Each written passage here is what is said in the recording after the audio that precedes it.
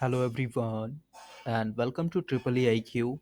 और आज मैं आपको कुछ बहुत ही इंपॉर्टेंट एमसीक्यू क्वेश्चन बताऊंगा जो कि आर के राजपूत से है। तो स्टार्ट करते हैं।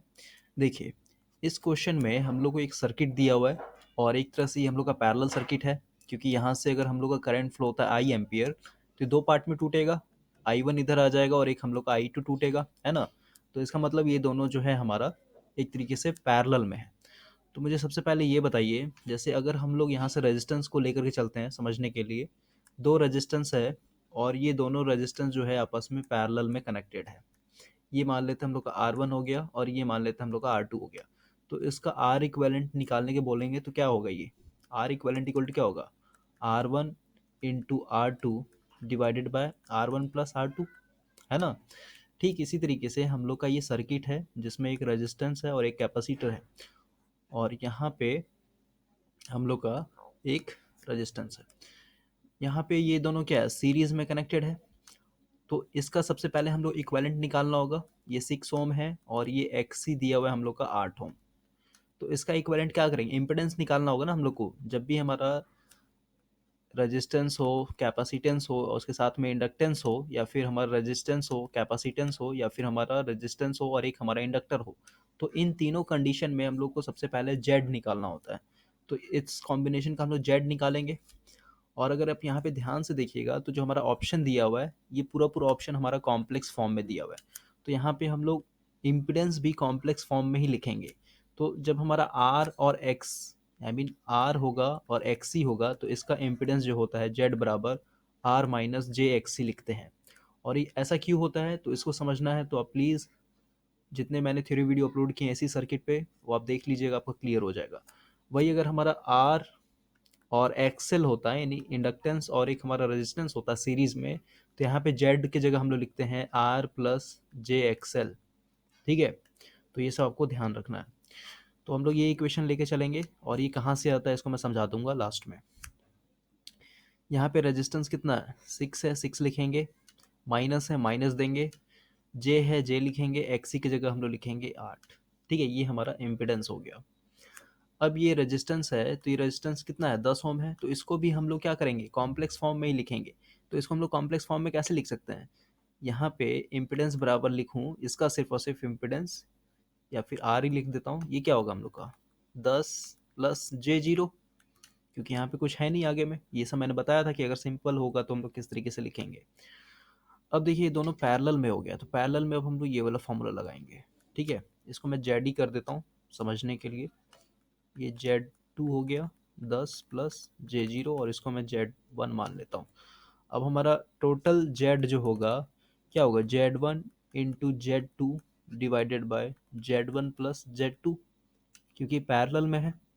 अब हम लोग यहाँ पे वैल्यू पुट करके इसको सॉल्व करेंगे। देखिए देखिए, यहाँ पे हम लोग जेड टोटल निकालेंगे, यानी टोटल इम्पिडेंस हमारा Z one into Z two divided by Z one plus Z two, यानी यहाँ पे 6 - j8 इंटू 10 + j0। और नीचे में हम लोग का हो जाएगा, यहाँ पे मैं प्लस करूँगा ना, 6 - j8 प्लस यहाँ पे हो जाएगा 10 + j0। देखिए, ये जो हम लोग का एडिशन है, इसको एडिशन को मैं साइड में कर लेता हूँ ताकि आपको यहाँ पे दिक्कत ना हो।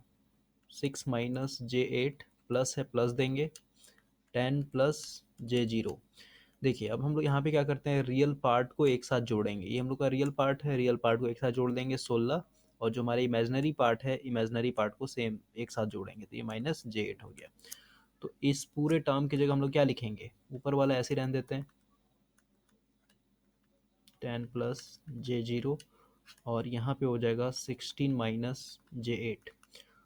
अब हम लोग का जो ऊपर वाला टर्म है इसको पहले मैं गुना कर देता हूँ, यानी मल्टीप्लाई कर लेते हैं। तो यहाँ पे मैं लिखता हूँ 6 - j8 इंटू है 10 + j0। इसमें देखिए, सबसे पहले हम लोग ब्रैकेट तोड़ के गुना करेंगे ना, पहले इससे गुना करेंगे तो कितना होगा, 60 हो जाएगा। अब देखिए, प्लस प्लस प्लस होगा। अब इसको हम लोग एक बार फिर से इससे गुना करेंगे तो क्या हो जाएगा, तो जीरो है तो जीरो के साथ गुना करें तो पूरा जीरो हो जाएगा, यानी जे जीरो, या फिर यहाँ पे सीधे सीधे मैं जीरो ही लिख देता हूँ। अब यहाँ पे गुना कीजिए इसके साथ, प्लस माइनस माइनस होगा, ये हो जाएगा हमारा J80। अब इसको इसका माइनस गुना करते तो ये हमारा जीरो हो जाएगा पूरा पूरा, है ना। तो यहाँ से क्या बचा, 60 माइनस J80, ठीक है। यानी इस पूरे टर्म की जगह यहाँ पे लिख सकते हैं 60 - J80 डिवाइडेड बाय 16 - J8। अब देखिए, अब हम लोग को यहाँ पे क्या हो गया, दो कॉम्प्लेक्स नंबर आ गया, इसको हम लोग को डिवाइड करना। तो डिवाइड करना हम लोग सिंपली क्या करेंगे, यहाँ पे रैशनलाइज करेंगे, यानी ये वाला जो टर्म है यहाँ पे ये 16 + J8 हो जाएगा, और यहाँ पे 16 + J8। अब ये आ गया हम लोग का, अब यहाँ पे गुना कर देंगे, ठीक है। जैसे मैंने इसको गुना किया उसी तरीके से यहाँ पे गुना करूँगा। सबसे पहले इसके साथ गुना करते हैं, तो देखिए कितना आएगा, ये आ जाएगा हम लोग का 960।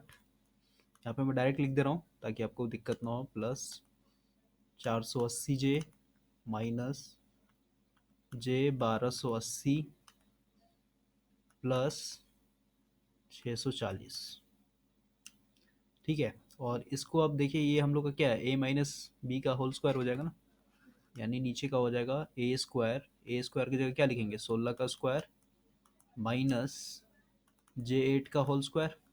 फॉर्मूला होता है हम लोग का A² - B² बराबर A - B, और ये होता है हमारा A + B। तो ये तो बहुत बेसिक है। अब यहाँ पे सॉल्व कर लेंगे, जो ऐड होगा ये दोनों ऐड हो जाएगा क्योंकि ये रियल पार्ट है। इसका हमारा 1600 हो जाएगा, और ये प्लस है माइनस है, तो माइनस बड़ा है हम लोग का तो माइनस लिखेंगे, और ये हो जाएगा हम लोग का 800। नीचे में कर लीजिए, 16 का स्क्वायर हो जाएगा हम लोग का 256, और ये देखिए J² है ना एक तरह से, यहाँ पे इसको आप तोड़िएगा, जैसे ये J8 का होल स्क्वायर है, इसको आप तोड़िएगा तो क्या होगा, J² और 8 × 8, ठीक है। तो 8 × 8 यानी J² × 64 होगा। J² का वैल्यू होता है -1, ठीक है, याद रखना आपको, J² का वैल्यू -1। -1 पुट करना -64 हो जाएगा, और माइनस माइनस ये प्लस हो जाएगा 64। इसको आप सॉल्व कर लीजिएगा, तो आ जाएगा 1600 माइनस J800 डिवाइडेड बाय, ये हो जाएगा हम लोग का 320, ठीक है।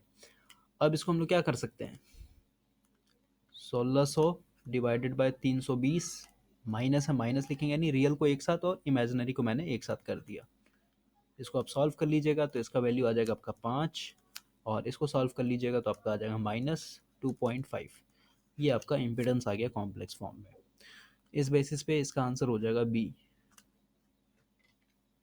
देखिए, अब हम लोग कैसे कॉम्प्लेक्स फॉर्म में लिखते हैं इसको मैं यहाँ पे नहीं बताऊँगा, ठीक है। आप इसको देख लीजिएगा क्योंकि ये एक दूसरे से रिलेटेड है।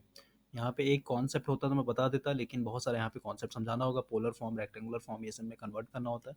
तो आप वीडियो देख लीजिएगा, आपका क्लियर हो जाएगा। देखिए, इस क्वेश्चन में समझते हैं। क्वेश्चन बोल रहा है कि हम लोग का एक सीरीज रेजोनेंट सर्किट है, और हम लोग से पूछा है जो वोल्टेज, यानी जो हम लोग का सप्लाई वोल्टेज होता है, जैसे मान लेते हैं ये आर हो गया, ये सी हो गया, और ये हम लोग का एल हो गया। मान लेते हैं यहाँ से हम लोग वोल्टेज दे रहे हैं 220 वोल्ट। तो क्वेश्चन बोल रहा है कि ये जो 220 वोल्ट है, यानी जो हमारा सप्लाई वोल्टेज होता है, ये किसके अक्रॉस होता है, तो ये हमेशा रेजिस्टेंस के अक्रॉस होगा। 220 वोल्ट कब होगा, जब हमारा इसमें रेजोनेंस आएगा, यानी रेजोनेंस कंडीशन अकर होगा तो, यानी जो हमारा सप्लाई वोल्टेज होता है वही हमारा रेजिस्टेंस के क्रॉस वोल्टेज होता है, यानी Vs बराबर VR, कब, जब हमारा रेजोनेंस आएगा तो। और कैपेसिटेंस और इंडक्टेंस की बात करेंगे, यानी यहाँ पे जो वोल्टेज ड्रॉप होगा ये हमारा बहुत ही लार्ज होता है as compare to supply voltage से।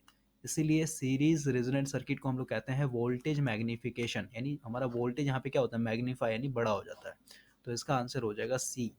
और रेजोनेंस पे अगर आप न्यूमेरिकल बनाए होंगे तो यहाँ पे ये सब समझ में आएगा आपको। देखिए, क्वेश्चन बोल रहा है कि हम लोग के पास एक RLC सीरीज सर्किट है, और हम लोग को बताना है कि इस RLC सीरीज सर्किट में लीडिंग पावर फैक्टर किस फ्रीक्वेंसी पे होगा। रेजोनेंस फ्रीक्वेंसी पे होगा, रेजोनेंस फ्रीक्वेंसी से कम होगा, या फिर रेजोनेंस फ्रीक्वेंसी पे ज़्यादा होगा। तो अभी आपको पता होगा cos फाई, यानी पावर फैक्टर जो होता है हमारा R/Z होता है, और Z हमारा कुछ नहीं, √R² plus XL minus XC का होल स्क्वायर, या फिर Z बराबर √R² plus XC minus XL का होल स्क्वायर। डिपेंड करता है कि हमारा इंडक्टेंस ज़्यादा है या फिर हमारा कैपेसिटेंस ज़्यादा है, जो बड़ा होता है उसी से हम लोग माइनस करते हैं। तो यहाँ पे एक हम लोग का RLC सर्किट है, ये R हो गया, ये L हो गया, और ये हम लोग का C हो गया। यहाँ से हम लोग सप्लाई दे रहे हैं। तो हम लोग को बताना है कि किस फ्रीक्वेंसी पे इस सर्किट के अंदर जो करंट ड्रॉन होगा इस वोल्टेज सोर्स से, वो हम लोग का लीडिंग होगा। तो देखिए, रेजोनेंस कंडीशन हम लोग का 3 कंडीशन होता है। सबसे पहला है जब भी रेजोनेंस होगा तो हम लोग का यहाँ पे क्या होता है, जेड इक्वल टू आर हो जाता है, यानी टोटल इम्पिडेंस आर के बराबर, जिसके कारण ये सर्किट हमारा क्या हो गया, प्योर रेजिस्टेंस हो गया। प्योर रेजिस्टेंस में हमारा पावर फैक्टर यूनिटी होता है। ठीक उसी तरीके से एक ऐसा भी फ्रीक्वेंसी आएगा जहाँ पे ये जो सर्किट है ये प्योर कैपेसिटेंस की तरह बिहेव करेगा, यानी प्योर कैपेसिटिव। और एक ऐसा भी सिचुएशन आता है जहाँ पे हमारा ये जो सर्किट है ये प्योर इंडक्टिव की तरह काम करता है। ठीक है, तो ये कैसे पता चलता है, तो ये हम लोग यहाँ पे रेजोनेंस कर्व से समझेंगे। रेजोनेंस कर्व क्वेश्चन पूछेगा, रेजोनेंस कर्व जो होता है हम लोग किसके किसके बीच में ड्रॉ करते हैं, तो ये हमेशा करंट और फ्रीक्वेंसी के बीच में ड्रॉ किया जाता है, ये हमेशा याद रखना है। अब यहाँ पे एक चीज़ देखिए, ये हमारा ओरिजिन है यानी जीरो होगा। यहाँ पे फ्रीक्वेंसी जैसे जैसे आगे बढ़ेंगे वैसे वैसे बढ़ते जाएगा। मान लेते हैं यहाँ पे 10 हर्ट्स है, यहाँ पे 15, यहाँ पे 20, यानी जैसे जैसे जाएंगे यहाँ पे मान लेते हैं 50 हर्ट्स। रेजोनेंस कर्व हमारा कुछ इस तरीके से जाता है। ठीक है, और इसको यहाँ पे मैं रिप्रेजेंट करूँ, यानी जब हमारा रेजोनेंस आता है, रेजोनेंस यानी जेड इक्वल टू आर वाला कंडीशन, ये हम लोग का यहाँ पे आएगा। यहाँ से स्ट्रेट लाइन,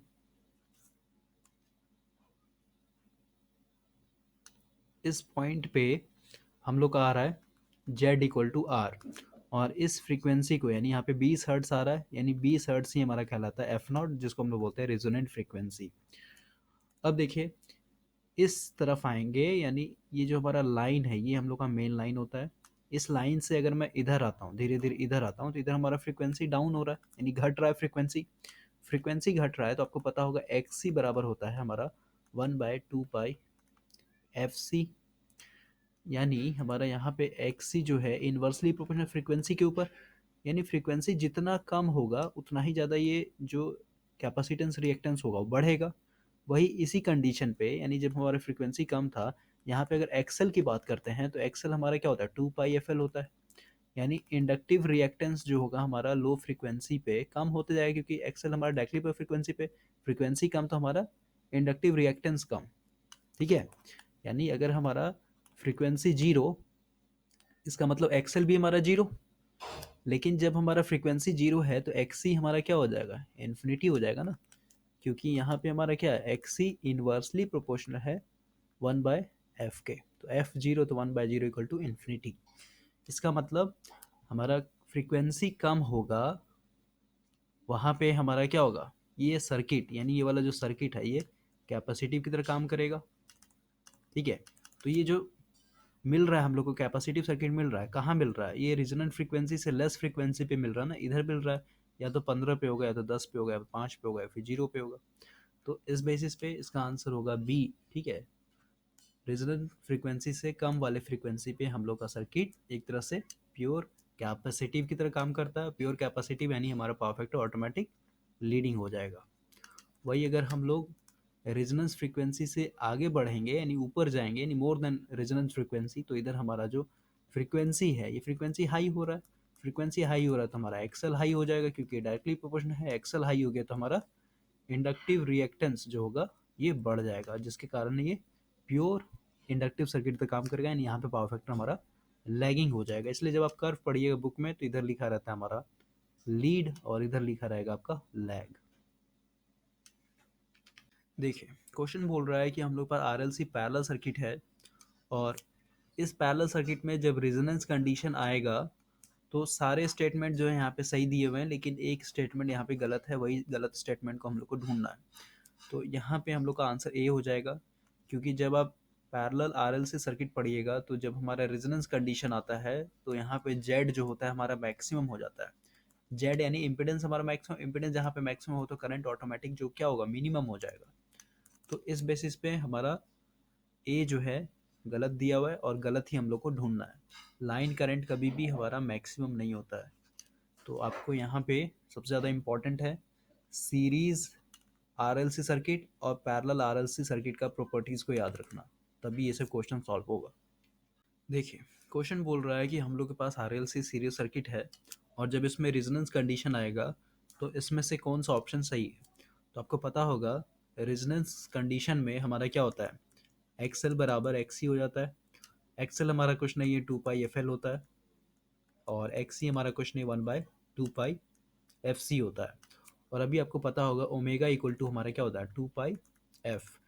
तो यहाँ पे जहाँ जहाँ ओमेगा है वहाँ पे मैं ओमेगा पुट कर दे रहा हूँ, यानी 2 पाई एफ है वहाँ पे ओमेगा, और यहाँ पे भी हम लोग का ओमेगा सी। अब यहाँ पे क्रॉस मल्टीप्लिकेशन कर लेते हैं तो omega square into L C बराबर 1 होगा। तो इस बेसिस पे इसका आंसर हो जाएगा सी। ठीक है। देखिए, क्वेश्चन बोल रहा है कि हम लोग के पास एक रेजोनेंट सर्किट है और इस रेजोनेंट सर्किट का एक कैपेसिटी होता है, फिर एक एबिलिटी होता है कि एक पर्टिकुलर फ्रीक्वेंसी को कैच करे और बाकी सब फ्रीक्वेंसी को अवॉइड करे। ठीक है। तो उसे हम लोग क्या कहते हैं, तो उसे हम लोग कहते हैं सिलेक्टिविटी। सिलेक्टिविटी का अगर प्रैक्टिकली डेफिनेशन समझना हो तो यहाँ पे हम लोग एग्जांपल ले लेंगे, और ये एग्जांपल मैंने पहले भी बनाया था पिछले वाले वीडियो में, तो मे भी आपको याद हो। मान लेते हैं हम लोग के पास एक रेडियो है, और ये रेडियो है तो इस रेडियो में क्या होता है, हम लोग के पास यहाँ पे एक गोल सा घुमाने वाला होता है, यानी ट्यून करने वाला होता है। इसको आप घुमाइएगा इस तरीके से तो हमारा क्या होता है, डिफरेंट डिफरेंट फ्रीक्वेंसी आता है। तो मान लेते हैं आपको अभी रेड एफएम सुनना है। ठीक है। और रेड एफएम एक पर्टिकुलर फ्रीक्वेंसी पे ही आता है। मान लेते हैं इसका जो भी फ्रीक्वेंसी 50 हर्ट्स मान लेते हैं आप एग्जांपल के लिए। तो जब आप रेडियो को ट्यून कीजिएगा और जब आपका रेडियो 50 हर्ट्स फ्रीक्वेंसी को पकड़ लेगा, तो कभी कभी क्या होता है, ये 50 हर्ट्स फ्रीक्वेंसी का जो भी आवाज़ है यहाँ पे, जो भी सॉन्ग ये सब चल रहा है, वो तो आपको सुनाई देगा ही देगा। लेकिन कभी कभी क्या होता है कि इसके ऊपर वाला जो फ्रीक्वेंसी है, मान लेते हैं इसके ऊपर में 55 हर्ट्स होगा और इसके नीचे में हमारा क्या होगा, लो फ्रीक्वेंसी यानी 45 हर्ट्स होगा। तो हर एक फ्रीक्वेंसी पे डिफरेंट डिफरेंट चैनल है। जैसे यहाँ पे हम लोग का रेड एफएम है, यहाँ पे कोई और चैनल होगा, मान लेते हैं यहाँ पे विविध भारती है, यहाँ पे हम लोग का रेड एफएम मिर्ची है, कुछ और भी चैनल होगा। तो आप सुन रहे हैं 50 हर्ट्स को, लेकिन कभी कभी क्या होता है कि हमारा इस 55 हर्ट्स वाला जो भी सॉन्ग चल रहा है, यहाँ पे जो भी प्रोग्राम चल रहा है, वो भी आपको कभी कभी सुनाई देगा, और कभी कभी इसके नीचे वाला जो फ्रिक्वेंसी पे जो चैनल चल रहा है उसका भी आपको आवाज़ सुनाई देगा, यानी मिक्स आवाज़ होता है। तो इससे हम लोग को पता चलता है कि इस रेडियो का जो फ्रिक्वेंसी को सेलेक्ट करने का कैपेसिटी है, ये हम लोग का पुअर है। ठीक है। तो सेलेक्टिविटी जिस सिस्टम का हाई होता है, यानी जिसका हाई होगा, वो एक पर्टिकुलर फ्रीक्वेंसी को ही कैच करता है, बाकी सारे फ्रीक्वेंसी को अवॉइड करेगा। और ये जो सेलेक्टिविटी होता है ये डिपेंड करता है हमारे क्वालिटी फैक्टर के ऊपर, कि हमारा जो सर्किट है उसका क्वालिटी फैक्टर क्या है। क्वालिटी फैक्टर जितना ज़्यादा हाई होगा, उस सिस्टम का फ्रीक्वेंसी को सेलेक्ट करने का कैपेसिटी उतना ही ज़्यादा होगा। ठीक है। तो यही हमारा सेलेक्टिविटी है, और ये बेसिकली क्वालिटी फैक्टर पे डिपेंड करता है। तो इस बेसिस पे इसका आंसर बी हो जाएगा। और यहाँ पे थ्योरी पूछा है तो मैंने आपको थ्योरी बताया, वैसा क्वेश्चन होगा न्यूमेरिकल वाला तो वहाँ पे समझा दूंगा। देखिए, यहाँ पे और एक चीज़ समझ लेते हैं। जैसे अभी मैंने सेलेक्टिविटी को डिफाइन किया, तो इसको अगर मैं ग्राफ में दिखाऊं, तो हम लोग यहाँ पे चाहते थे, ये मान लेते हैं हम लोग का एफ नोट था, यानी रेजोनेंट फ्रीक्वेंसी था 50 हर्ट्स, यानी जिस फ्रीक्वेंसी पे हम लोग सुनना चाहते थे। लेकिन इस फ्रीक्वेंसी के बिलो यहाँ पे हम लोग का था 45 हर्ट्स, और इसके आगे में था हमारा 55 हर्ट्स। ठीक है। तो अभी तो हम लोग का सिस्टम यहाँ पे काम कर रहा है, यानी एफ नॉट पे काम कर रहा है। लेकिन सेलेक्टिविटी लो होने के कारण क्या हो रहा है, ये एक तरह से श्रिंक कर रहा है, कभी ये वाला भी आवाज़ सुनाई दे रहा है, कभी हम लोग को ये वाला भी सुनाई दे रहा है आवाज़। तो इसको अगर मैं F1 मान लूँ और इसको अगर मैं F2 मान लूँ, तो यही होता है हमारा बैंडविथ। बैंडविथ कहने का मतलब यहाँ से लेके यहाँ तक का हम लोग का कम्युनिकेशन आवाज़ सुनाई दे रहा है ना। बैंडविथ मतलब होता है, सिंपली आप ऐसा समझ लीजिए, जैसे एक पाइप है। एक पाइप जो है हम लोग का पतला है, यानी इसका जो क्रॉस सेक्शन एरिया है ये कम है, और दूसरा पाइप जो है हम लोग का ये मोटा है, यानी इसका क्रॉस सेक्शन एरिया ज़्यादा है। तो आप मुझे ये बताइए, इसमें पानी ज़्यादा फ्लो होगा या इसमें ज़्यादा पानी फ्लो होगा। सिंपल सी बात है, इसमें हमारा पानी ज़्यादा फ्लो होगा, क्योंकि इसमें एरिया हमारा ज़्यादा है, और इसमें हमारा पानी कम फ्लो होगा। इसीलिए बैंडविथ दो तरह का होता है। बैंडविथ एक होता है हमारा वाइडर, वाइडर मतलब चौड़ा, जैसे कि एग्जांपल दिया मैंने पाइप का। और दूसरा होता है हमारा बैंडविथ यानी नैरो। नैरो मतलब पतला, जैसे ये नैरो है। ठीक है। तो जिस सिस्टम का बैंडविथ नैरो होगा, उसके लिए क्या होगा, नैरो अगर मैं कर दूं, नैरो मतलब पतला, अभी जैसे यहाँ से लेके यहाँ तक ही हम लोग का था, तो एक तरह से ये वाइडर है ना, बहुत ज़्यादा वाइडर है। लेकिन नैरो बैंडविड्थ की बात करें तो यहाँ पे मैं रिप्रेजेंट करता हूँ इसको। यहाँ पे देखिए, ये मान लेते हैं हम लोग का एफ नोट है, और एफ नोट अगर हम लोग का 50 हर्ट्स है, तो यहाँ पे एफ वन मान लेते हैं हम लोग का 48 हर्ट्स, और एफ टू मान लेते हैं हम लोग का 52 हर्ट्स। तो एक तरह से नैरो हो गया ना, यानी ये कैच करेगा कहाँ से कहाँ, पहले कर रहा था 45 से लेकर के 55 तक, लेकिन अब क्या कर रहा है 48 से लेकर के 52 तक ही कर रहा है। तो इस सिस्टम को हम लोग कहेंगे कि इसका बैंडविड्थ जो है हमारा नैरो है। और जितना नैरो बैंडविड्थ होता है, सेलेक्टिविटी सिस्टम का उतना ही अच्छा होता है। ठीक है, ये आपका याद रखना। सेलेक्टिविटी क्यों अच्छा होगा? क्योंकि ये काम कर रहा है किस पे, 50 हर्ट्स पे काम कर रहा है। अब ये फ्रीक्वेंसी में भी कोई रीज़न के कारण या तो 48 हर्ट्स पे पकड़ लेगा या तो 52 हर्ट्स पे पकड़ लेगा, लेकिन ये इसके आसपास ही रहेगा ना, तो हम लोग को ज़्यादा नॉइज़ नहीं सुनाई देगा। तो ये बैंडविड्थ और सेलेक्टिविटी का होता है। और इसको अगर मैं न्यूमेरिकली डेफिनेशन दूँ, तो हम लोग का सेलेक्टिविटी सिंपली एस से रिप्रेजेंट करते हैं, और ये होता है हमारा रेजोनेंट फ्रीक्वेंसी, यानी F not divided by bandwidth. ठीक है, तो बैंडविड्थ हम लोग का कम है, तो सेलेक्टिविटी ऑटोमेटिक हमारा बढ़ जाएगा, अभी जैसे मैंने एग्जांपल दिया। ठीक है, तो ये आपको याद रखना है। देखिए, क्वेश्चन बोल रहा है कि हम लोग के पास एक सीरीज आरएलसी सर्किट है, और ये सीरीज आरएलसी सर्किट है, तो इसमें हमारा क्या होगा, इंडक्टर भी होगा, रेजिस्टेंस भी होगा, और कैपेसिटेंस भी होगा।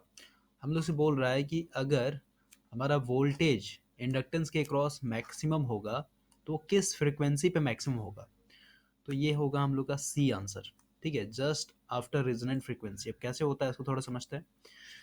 देखिए, अभी मैंने बताया था कि ये अगर आरएलसी सर्किट है, तो इसमें जब हमारा रेजोनेंस कंडीशन आता है, तो रेजोनेंस कंडीशन में हमारा इम्पिडेंस यानी जेड बराबर आर हो जाता है, जिसके कारण ये हमारा एक तरीके से प्योर रेजिस्टिव सर्किट काम करता है, और इसका जो पावर फैक्टर होता है हमारा यूनिटी हो जाता है।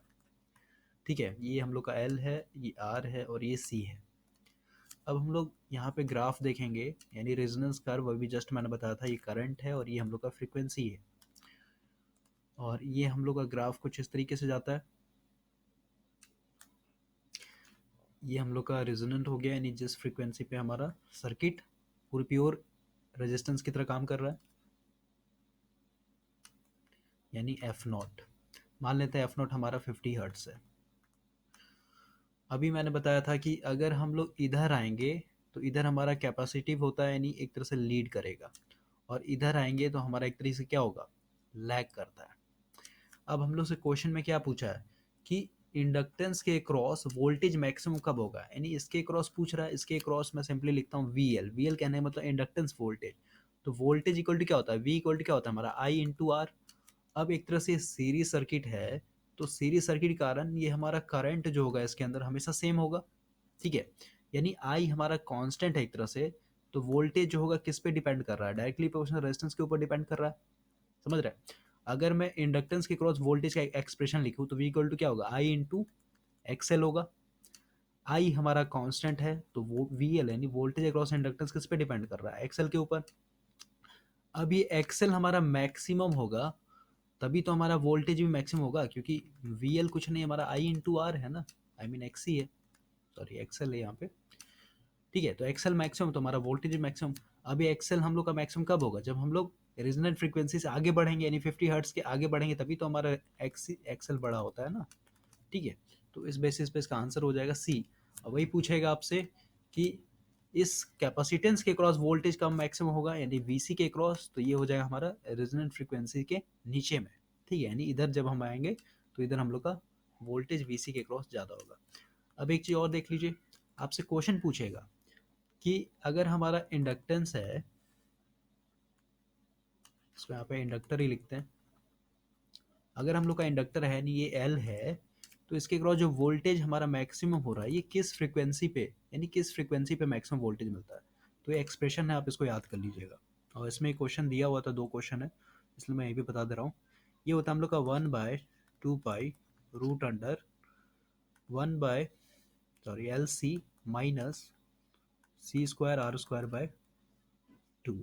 ठीक है, ये हमारा इस फ्रीक्वेंसी पे इंडक्टेंस के क्रॉस वोल्टेज मैक्सिमम हो जाता है। और वही आपसे कैपेसिटेंस के क्रॉस पूछेगा फ्रीक्वेंसी, यानी किस फ्रीक्वेंसी पे हमारा वोल्टेज कैपेसिटर के अक्रॉस मैक्सिमम होता है, तो ये होता है हम लोग का 1/2 pi root under 1/LC minus R² by 2L²।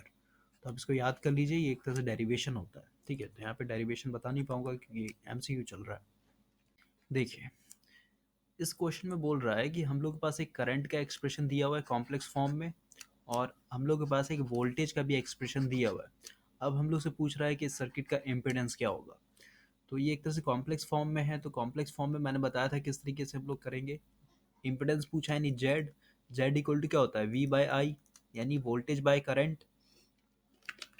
Voltage हम लोग क्या दिया हुआ 100 प्लस J150, और यहाँ पे करंट क्या दिया हुआ हम लोग का, ये हम लोग का 4.5 प्लस J12। आप इसको डिवाइड कर लीजिए, यानी एक तरह से रेशनलाइज करना होगा हम लोग को यहाँ पे।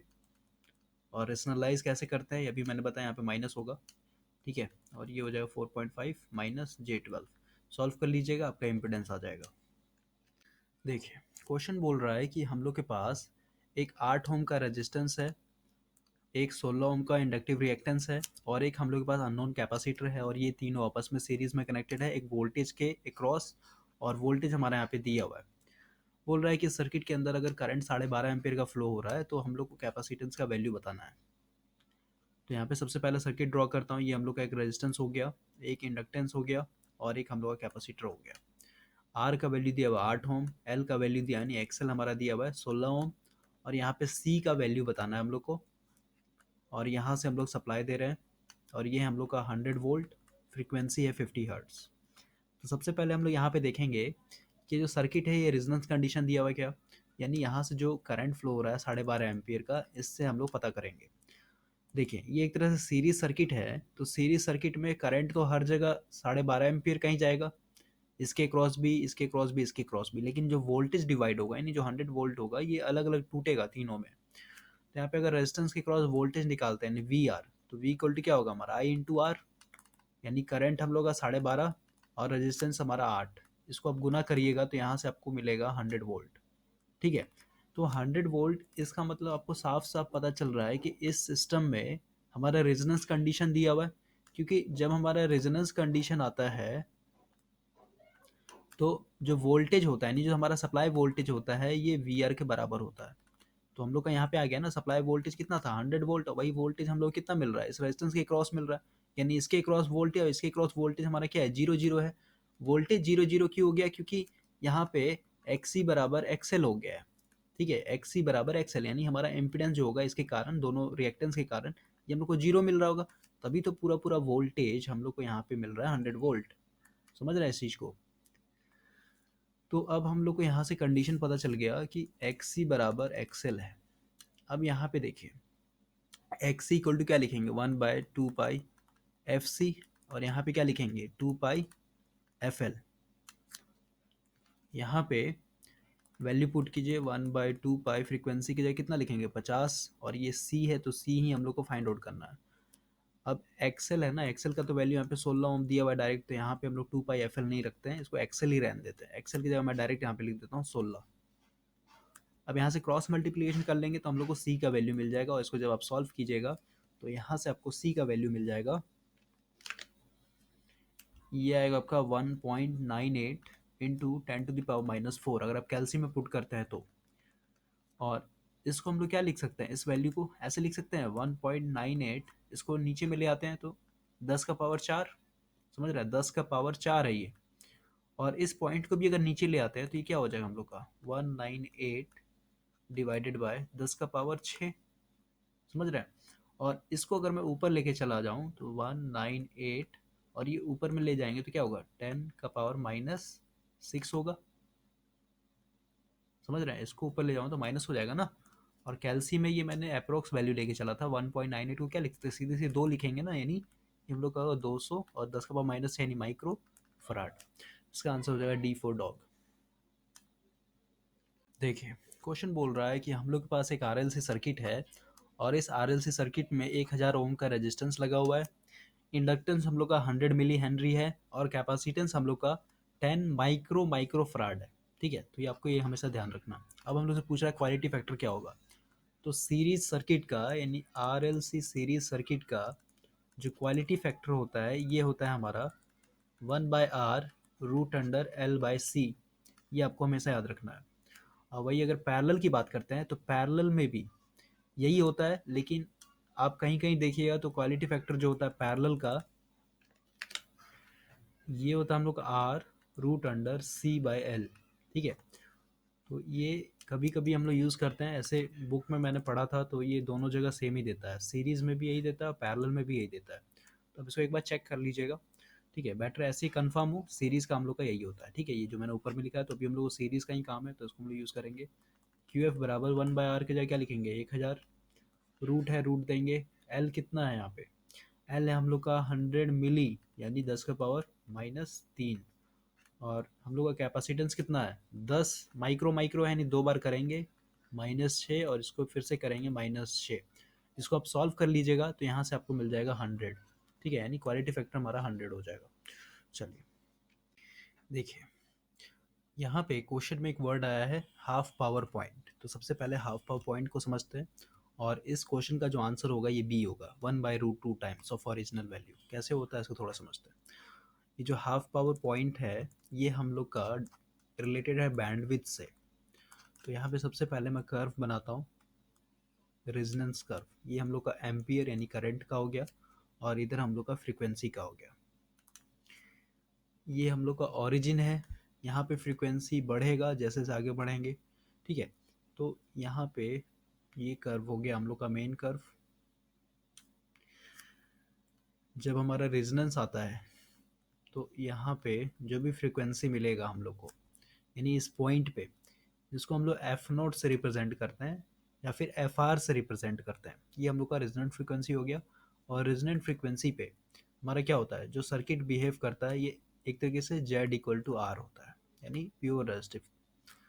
अब देखिए यहाँ पे अगर हम लोग बैंडविड्थ की बात करेंगे तो यहाँ पे क्या होगा, इस रेजोनेंट फ्रीक्वेंसी के नीचे यानी इधर में कोई फ्रीक्वेंसी होगा f1 मान लेते हैं और इसके आगे में एक फ्रीक्वेंसी होगा f2 मान लेते हैं।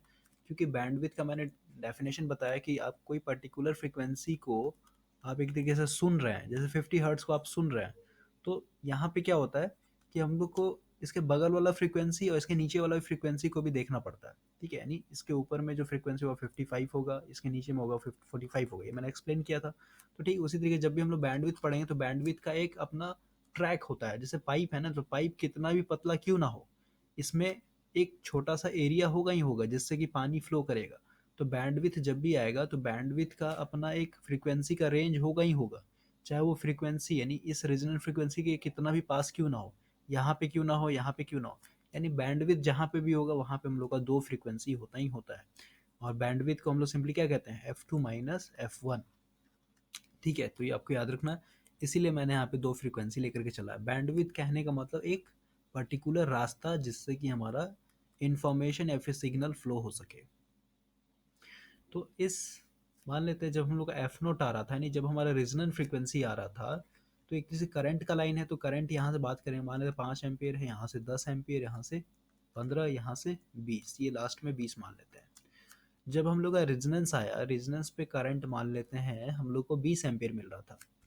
और रेजोनेंस पे जो भी करंट होता है इसको हम लोग आई नोट से डिफाइन करते हैं और ये मान लेते हैं अभी 20 एम्पियर।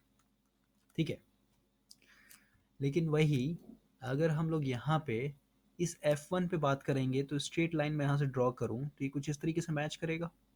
ठीक है, यानी ये हम लोग का करंट कहाँ पे लाके देगा, 15 एम्पियर पे। ठीक है, यानी यहाँ पे जो करंट मिल रहा है इसको मैं मान लेता हूँ I1।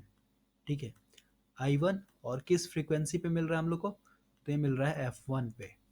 ये कितना मिलेगा, यहाँ पे जो करंट मिलता है ये हमेशा इस पॉइंट पे जो भी करंट मिलेगा ये हम लोग का होता है आई नॉट इंटू 1/√2 टाइम्स। ठीक है, यानी यहाँ पे हो जाए हम लोग का 20 × 1/√2 टाइम। ठीक है, यानी इस फ्रीक्वेंसी पे जो भी हम लोग को करंट मिलेगा हमेशा 1/√2 टाइम्स ऑफ ओरिजिनल करंट यानी आई नॉट करंट का मिलता है। वही क्वेश्चन हम लोग से यहाँ पे पूछ रहा था तो मैंने यहाँ पे डायरेक्ट आंसर बताया। अब क्यों मिलता है ये आपको समझ में आ गया होगा। अब वही F2 पे बात करेंगे तो F2 पे भी अगर मैं स्ट्रेट लाइन ड्रॉ करूँ यहाँ पे तो ये भी हम लोग कहाँ ला के देगा, इसी पॉइंट पे ला करके मैच करवाएगा। तो यहाँ पे भी यानी I2 मान लेते हैं, यानी F2 पे जो फ्रीक्वेंसी F2 पे मिल रहा है हम लोग करंट I2, तो ये भी कितना होगा 20 का 1/√2 टाइम। इसीलिए इस फ्रीक्वेंसी पे चाहे इस फ्रीक्वेंसी पे जो भी हम लोग को करंट मिलता है ये हमेशा ओरिजिनल करंट के 1/√2 टाइम होता है। अब देखिए इसको हाफ पावर पॉइंट क्यों कहते हैं। अब जैसे इस पे करंट मिल रहा है I0, इस पे करंट मिल रहा है I1, इस पे करंट मिल रहा है I2, तो इस पॉइंट पे यानी I0 करंट मिल रहा है तो यहाँ पे कुछ ना कुछ पावर भी डिसिपेट होगा ना। ठीक है, तो इसको ऐसे समझते हैं, पावर एट I0 यानी जब करंट हम लोग का I0 था तो यहाँ पे क्या लिखेंगे I²R, यहाँ पे क्या लिखूंगा मैं I0 का स्क्वायर इंटू आर, ये हम लोग का पावर हो गया। अब पावर एट I1 पे बात करते हैं, तो I1 पे क्या लिखूंगा मैं I0 का स्क्वायर यानी I0 इंटू 1/√2 का होल स्क्वायर इंटू आर होगा। इसको आप सॉल्व कीजिएगा तो देखिए ये आएगा I0 का स्क्वायर डिवाइडेड बाय 2, √2 इंटू √2 होगा ना, इंटू आर। और वही अगर पावर एट I2 की बात करते हैं तो यहाँ पे क्या होगा हमारा I2 भी हमारा क्या था, यही था ना I2। अभी मैंने क्या लिखा I2 बराबर I0 इंटू 1/√2 टाइम ही होगा, तो ये भी हमारा क्या होगा I0 बटा √2 का होल स्क्वायर इंटू आर, यानी ये भी हम लोग को वैल्यू क्या दे देगा पावर एट I2 पे I0 का स्क्वायर बाय 2 इंटू आर। अब देखिए ये वाला पावर और ये वाला पावर दोनों सेम है, यानी यहाँ पे क्या लिखूँ, इसका मैं नाम दे देता हूँ। देखिए पावर एट I1 बराबर पावर एट I2 बराबर I0 बाय 2, ये होगा हम लोग का।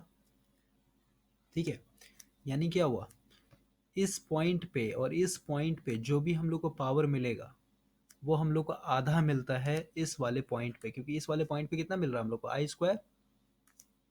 इस पॉइंट पे यानी रेजोनेंस कंडीशन पे हम लोग को पावर कितना मिल रहा है I0² R मिल रहा है ना, तो ये अपने आप में 100% होगा। लेकिन वही अगर आप इसको ध्यान से देखिएगा तो यहाँ पे 2 से डिवाइड किया गया है, 2 से डिवाइड कर रहे हैं, यानी यहाँ पे जो भी पावर मिल रहा है कितना मिल रहा है 50% मिल रहा है। इसीलिए इसको कहा गया है half power point. Half power point किस फ्रीक्वेंसी पे मिलेगा F1 और F2 पे, यानी रेजोनेंस फ्रीक्वेंसी के नीचे और रेजोनेंस फ्रीक्वेंसी के ऊपर में। और एक चीज़ देखिए ये हम लोग का एक तरह से पावर है, तो इलेक्ट्रॉनिक्स में या फिर जो भी हम लोग सर्किट पढ़ते हैं तो वहाँ पे पावर को हम लोग सिंपली डेसिबल में भी मेजर करते हैं। तो यहाँ पे अगर डेसिबल में पावर पूछेगा तो डेसिबल में पावर जो मिलता है हम लोग को हाफ पावर पॉइंट में, ये हम लोग का होता है -3 डेसिबल। ठीक है, ये भी आपको याद रखना है। अभी कैसे याद होता है इसको भी समझ लेते हैं। देखिए पावर इन डेसिबल ये होता है हम लोग का 10 log 10, और ये हो जाएगा हमारा power at half point divided by power at resonance. ठीक है, अब ये देखिए 10 log 10 जैसे है वैसे ही रहेगा। यहाँ पे जो पावर मिल रहा था हम लोग कितना मिल रहा था, ये वाला पावर मिल रहा था, समझ रहे हैं नहीं, ये वाला पावर यहाँ पे लिखेंगे इनटू P0 मान लेते हैं, P0 यानी एक तरह से ये वाला पावर। ठीक है, या फिर ऐसे मैं पूरा पूरा वैल्यू लिख देता हूँ I0 का square into R divided by 2, और ये नीचे में डिवाइड करेंगे ये वाला पावर लिखेंगे I0² इंटू आर। ठीक है, इसको जब आप सॉल्व कर लीजिएगा तो यहाँ से आपको वैल्यू मिल जाएगा सीधे सीधे -3 डेसिबल। तो ये हम लोग का पावर डेसिबल में है, ये याद रखिएगा हमेशा। और ये कैसे सॉल्व करते हैं तो ये कैलसी से सॉल्व होगा या फिर इसका वैल्यू होता है, तो यहाँ पे मैं डिटेल में एक्सप्लेन नहीं करूँगा, बस आपको याद रखना, ये कभी कभी क्वेश्चन पूछ देगा आपसे। देखिए क्वेश्चन बोल रहा है कि किसी भी सीरीज सर्किट का अगर क्वालिटी फैक्टर हाई हो तो इन चारों ऑप्शन में से कौन सा ऑप्शन सही होगा, तो इसका आंसर होगा बी। हमारा जो बैंड पास होता है ये नैरो हो जाता है। तो सबसे पहले यहाँ पे क्वालिटी फैक्टर समझते हैं। देखिए क्वालिटी फैक्टर से पहले मैंने भी समझाया था सेलेक्टिविटी, और सेलेक्टिविटी में भी आपको समझ में आ गया होगा कि सेलेक्टिविटी मतलब हमारा कोई भी एक पर्टिकुलर फ्रीक्वेंसी को सेलेक्ट कर लेना तुरंत भर में। ठीक है, यानी अगर हम लोग को 50 हर्ट्स चाहिए, यानी 50 हर्ट्स पे म्यूजिक सुनना है, तो अगर हमारा सिस्टम अच्छा होगा तो सिर्फ और सिर्फ 50 हर्ट्ज पे जो भी प्रोग्राम आ रहा होगा, फिर जो भी म्यूजिक आ रहा होगा वही सुनाई देगा। ठीक है, यानी हमारा सेलेक्टिविटी ज़्यादा है, इसका मतलब हमारा क्वालिटी फैक्टर ज़्यादा है। क्वालिटी फैक्टर ज़्यादा है, इसका मतलब क्या हुआ कि हमारा जो बैंड है, यानी जो हमारा बैंडविथ है, ये हम लोग का कम है। ठीक है, सेलेक्टिविटी जिसका ज़्यादा है, इसका मतलब क्या हुआ कि अगर हम लोग 50 हर्ट्ज सुनना चाहते हैं तो इस 50 हर्ट्ज के नीचे में भी कोई फ्रीक्वेंसी होगा, मान लेते हैं इधर हमारा 48 होगा, इधर हमारा 47 होगा, है ना, नीचे में जैसे जैसे जाएंगे वैसे वैसे, इसके ऊपर जाएंगे तो हम लोग को 55 हर्ट्ज होगा, इसी तरह 60 हर्ट्ज होगा। तो सेलेक्टिविटी ज़्यादा अच्छा है, इसका मतलब क्या होगा कि हमारा सिस्टम सिर्फ और सिर्फ इस 50 हर्ट्ज के आसपास में ही जो भी चैनल आ रहा होगा या फिर सिग्नल आ रहा होगा उसी को दिखाएगा, फिर उसी को सुनाई देगा हम लोग को। इसका मतलब क्या हुआ, हमारा क्वालिटी फैक्टर हाई है। क्वालिटी फैक्टर हाई है, इसका मतलब हमारा जो बैंडविथ है, ये अगर रेजोनेंस फ्रीक्वेंसी एफ नॉट, तो यहाँ पे जो बैंडविथ होगा ये हमारा लो हो जाएगा, ये कम हो जाएगा। ठीक है, इतना, यानी यहाँ से लेके यहाँ तक इतना ही दूर का जो फ्रीक्वेंसी होगा यही हम लोग का बैंडविथ होगा, यानी इसी के अंदर जो मैसेज होगा वही हम लोग को सुनाई देगा। ठीक है, तो बैंडविथ कुछ नहीं, हमारा एक रास्ता होता है, अभी मैंने बताया था, जहाँ से हमारा सिग्नल फ्लो करता है। अगर बैंडविथ हमारा ज़्यादा है तो बैंडविथ ज़्यादा है तो उसमें हमारा हायर फ्रीक्वेंसी वाला सिग्नल आराम से फ्लो कर जाएगा। ठीक है, वही अगर हमारा बैंडविथ कम है तो जो हम लोग को फ्रीक्वेंसी चाहिए वही फ्रीक्वेंसी यहाँ से पास करता है। तो ये बहुत ही बेसिक है और ये समझ में आ जाएगा आपको। देखिए, यहाँ पे क्वेश्चन बोल रहा है कि किसी भी सीरीज सर्किट का जो हमारा सेलेक्टिविटी होता है ये किसके ऊपर डिपेंड करता है, तो ये हमारा बैंडविथ के ऊपर डिपेंड करता है। यानी जिस सिस्टम में फिर जिस सर्किट का बैंडविथ हमारा कम होता है उसका सेलेक्टिविटी हमारा ज़्यादा होता है। सेलेक्टिविटी बराबर होता ही हमारा रिलेशन रेजोनेंट फ्रीक्वेंसी यानी F R by bandwidth. Bandwidth जिसका हमारा ज़्यादा होगा उसका सेलेक्टिविटी कम हो जाएगा। बैंडविथ ज़्यादा, इसका मतलब हमारा जो एरिया है सिग्नल के लिए या फिर पाइप के लिए, यहाँ पे एनालॉगस लेके चलेंगे, अगर हमारा एरिया जो है यानी पाइप का क्रॉस सेक्शन एरिया ज़्यादा है तो यहाँ से क्या होगा, हमारा पानी ज़्यादा फ्लो करेगा। वही जिसका बैंडविथ कम है उसमें हमारा क्या होगा, रास्ता यानी एरिया कम है, एरिया कम है तो वहाँ से हमारा पानी कम फ्लो करेगा, यानी पानी कम फ्लो करेगा, इसका मतलब हमारे यहाँ से सिग्नल, एक पर्टिकुलर सिग्नल के लिए हम लोग यहाँ से रास्ता देते हैं, और सब जो भी फालतू फालतू सिग्नल होता है वहाँ से ये जाएगा ही नहीं कभी भी। ठीक है, ठीक है, ऐसे भी समझ सकते हैं जैसे एक भीड़ है। ठीक है, तो एक भीड़ है तो इस भीड़ में अगर एरिया ज़्यादा होगा रोड का तो ढेर सारा आदमी घुस जाएगा ना इसमें, और वही एक पर्टिकुलर पतला सा रास्ता है एक ही आदमी को जाने के लिए, जैसे गुफा ऐसा में जाने के लिए होता है, तो सिर्फ और सिर्फ एक ही आदमी यहाँ से फ्लो करेगा, एक पर्टिकुलर आदमी। उसी तरीके से सिग्नल होता है हमारा बैंडविड्थ पे डिपेंड करता है। देखिए, क्वेश्चन बोल रहा है कि हम लोग के पास सीरीज आरएलसी सर्किट है, और इस सीरीज आरएलसी सर्किट में जब हमारा हाफ पावर कंडीशन होगा तो वहाँ पे हम लोग का पावर फैक्टर क्या होगा, तो इसका आंसर डी हो जाएगा, या तो लैगिंग होगा या तो फिर लीडिंग होगा। अब कैसे होगा, अभी मैंने समझाया हाफ पावर फैक्टर कैसे होता है। तो यहाँ पे कर्व ड्रॉ करते हैं, ये हम लोग का करंट हो गया, ये हम लोग का फ्रीक्वेंसी हो गया। यहाँ पे हम लोग का कर्व इस तरीके से जाता है, इस पॉइंट पे जो भी होगा ये हमारा रेजोनेंट फ्रीक्वेंसी यानी एफ आर। तो यहाँ पे यानी इसके बगल में हमारा क्या होगा, बैंडविड्थ होगा, यहाँ पे एफ वन, यहाँ पे एफ टू मैंने माना था। तो यहाँ पे देखिए, यहाँ पे जो भी फ्रीक्वेंसी होगा ये क्या है, रीजनल फ्रीक्वेंसी से नीचे है ना। तो अगर इस फ्रीक्वेंसी पे हम लोग पावर निकालेंगे या फिर इस फ्रीक्वेंसी पे करंट निकालेंगे तो यहाँ पे क्या होगा, हमारा पावर फैक्टर लैगिंग होगा। क्योंकि अभी मैंने बताया था इधर जो होता है यानी रेजोनेंस फ्रीक्वेंसी से नीचे आएंगे, इस साइड में आएंगे तो इधर हमारा लीड करता है, और वही इधर जाएंगे रेजोनेंस फ्रीक्वेंसी से ऊपर जाएंगे तो इधर हमारा क्या करता है, लैग करता है। तो हमारा हाफ पावर पॉइंट जो होता है दो फ्रीक्वेंसी पे आता है, या तो इस पॉइंट पे आएगा यानी एफ वन पे आएगा। अगर एफ वन पे आता है यानी एफ वन पे करंट निकाल करके बताएंगे पावर फैक्टर, तो हमारे यहाँ पे हमेशा लीडिंग होगा। और वही अगर एफ टू पे करंट निकालेंगे तो यहाँ पे हमारा क्या होगा, लैगिंग होगा। तो इस बेसिस पे हमेशा या तो लीडिंग हो सकता है या तो लैगिंग हो सकता है, यहाँ पे कंडीशन नहीं दिया हुआ है। देखिए, क्वेश्चन बोल रहा है कि हम लोग के पास एक आरएल सर्किट है, और इस आरएल सर्किट में जो भी वोल्टेज होगा, दो तरह का वोल्टेज होगा, एक तो वोल्टेज हमारे रेजिस्टेंस के क्रॉस और दूसरा वोल्टेज हमारे इंडक्टेंस के क्रॉस। तो इन दोनों का जो सम होता है वो कौन सा सम होता है, फेजर सम, अर्थमेटिक सम, तो ये हमेशा फेजर सम होता है। अब कैसे होता है इसको थोड़ा समझते हैं। देखिए, सबसे पहले यहाँ पे सर्किट ड्रॉ करते हैं, ये हम लोग का इंडक्टर हो गया और यहाँ पे हम लोग का रजिस्टर हो गया, और यहाँ से मान लेते हैं हम लोग वोल्टेज सप्लाई कर रहे हैं। अगर यहाँ से हम लोग वोल्टेज दे रहे हैं 100 वोल्ट और 50 हर्ट्ज फ्रीक्वेंसी है, तो सिंपल सी बात है, एक तरह सीरीज सर्किट है तो इसके अक्रॉस जो वोल्टेज ड्रॉप होगा ये कुछ होगा, 10 15 20 25 कुछ भी वोल्ट हो सकता है। और इसके अक्रॉस जो वोल्टेज ड्रॉप होगा ये कुछ और होगा, है ना, यानी दोनों के क्रॉस अलग अलग वोल्टेज ड्रॉप होगा। अब यहाँ पे एक चीज़ आपको पता होगा कि अगर हम लोग इंडक्टेंस की बात करते हैं तो इंडक्टेंस में जो हमारा करंट होता है, करंट ये हमेशा लैग करता है बाय 90 डिग्री वोल्टेज से। ठीक है, तो यहाँ पे अगर मैं फेजर डायग्राम ड्रॉ करूँ तो ये रेफरेंस मान लेते हैं हम लोग वोल्टेज यानी वी आर। ठीक है, यानी वोल्टेज अक्रॉस रेजिस्टेंस, क्योंकि ये तो हमेशा फेज में होगा ना। अब जो हमारा इंडक्टेंस का वोल्टेज होगा ये क्या होगा, लीड करेगा ना इस वोल्टेज से। ये हो गया 90 डिग्री, यहाँ पे लीड करेगा।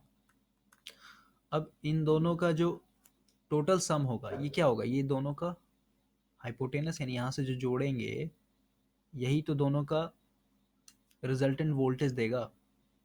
समझ रहे हैं? और ये किसके बराबर होगा, रूट अंडर इसके क्रॉस जो वोल्टेज होगा यानी वी आर स्क्वायर प्लस इसके क्रॉस जो वोल्टेज होगा वी एल स्क्वायर। यही तो हमारा वोल्टेज यानी फेजर सम कर रहे हैं ना। और एक चीज, ये जो लाइन है ये 90 डिग्री का लाइन है, ये कितना बड़ा होगा, यानी इतना बड़ा होगा या फिर वोल्टेज का इतना बड़ा होगा, कुछ भी हो सकता है। फिर हमारा रेजिस्टेंस के क्रॉस यानी इंडक्टर के क्रॉस इतना लंबा लाइन हो सकता है, और रेजिस्टेंस के क्रॉस इतना लंबा लाइन हो सकता है ना। तो ये डिपेंड करता है मैग्नीट्यूड के ऊपर। अगर यहाँ पे 100 वोल्ट आई मीन यहाँ पे अगर 50 वोल्ट है और यहाँ पे अगर 50 वोल्ट है तो हमारा क्या होगा, दोनों मैग्नीट्यूड यानी दोनों का जो लाइन होगा ये बराबर होगा। वही अगर यहाँ पे वोल्टेज हम लोग का 20 वोल्ट है और यहाँ पे अगर 80 वोल्ट है तो हमारा क्या होगा, वी आर लंबा होगा और इंडक्टेंस हमारा छोटा होगा। ठीक है, तो ये मे बी बहुत बेसिक है, आपको समझ में आ रहा होगा यहाँ पे क्या बोल रहा हूँ मैं। चलिए आगे देखते हैं। और यहाँ पे 90 डिग्री लीड क्यों किया, क्योंकि ये एक्सप्रेशन मैंने करंट के लिए लिखा था। वही वोल्टेज में लिखेंगे तो वोल्टेज जो होता है हमेशा लीड करता है बाय 90 डिग्री, इसलिए मैंने लीड किया नहीं ऊपर बनाया उसको। वही करंट को दिखाना होता तो करंट हमेशा नीचे दिखाते हैं हम लोग। देखिए, क्वेश्चन बोल रहा है कि हम लोग के पास एक R L C parallel circuit है और यहाँ पे हम लोग को डायनेमिक इम्पिडेंस बताना है। तो सबसे पहले समझते हैं कि डायनेमिक इम्पिडेंस होता क्या है। देखिए, जब भी हमारे सिस्टम में या फिर सर्किट में रेजोनेंस अकर होता है तो रेजोनेंस कंडीशन में चाहे वो सीरीज हो या फिर हमारा पैरेलल सर्किट हो, तो सीरीज सर्किट में जो हमारा इम्पीडेंस होता है ये क्या होता है, जेड इक्वल टू आर हो जाता है। तो जेड इक्वल टू आर यानी रेजोनेंस कंडीशन पे जो भी हम लोग को रेजिस्टेंस मिलता है उसी को कहते हैं हम लोग डायनेमिक इम्पीडेंस। ठीक उसी तरीके से जब हम लोग पैरेलल सर्किट की बात करते हैं और इसमें अगर हमारा रेजोनेंस कंडीशन आता है तो यहाँ पे हमारा इम्पीडेंस हो जाता है एल बाय सी आर। तो यहाँ पे पैरेलल का पूछा है तो इसका आंसर डी हो जाएगा। देखिए, इस क्वेश्चन में बोल रहा है कि हम लोग को यहाँ पे सर्किट दिया हुआ है और इस सर्किट में जो 10 ओम रेजिस्टेंस है यानी इस रेजिस्टेंस के क्रॉस करंट का वैल्यू यहाँ पे दिया हुआ है टाइम डोमेन में। अब हम लोग को बताना है कि 30 ओम रेजिस्टेंस के क्रॉस यानी इसके क्रॉस जो करंट का वैल्यू होगा वो क्या होगा। तो इसको हम लोग समझते हैं। देखिए, यहाँ पे जो स्टैंडर्ड इक्वेशन दिया हुआ है करंट का ये हम लोग का 12 sine omega T.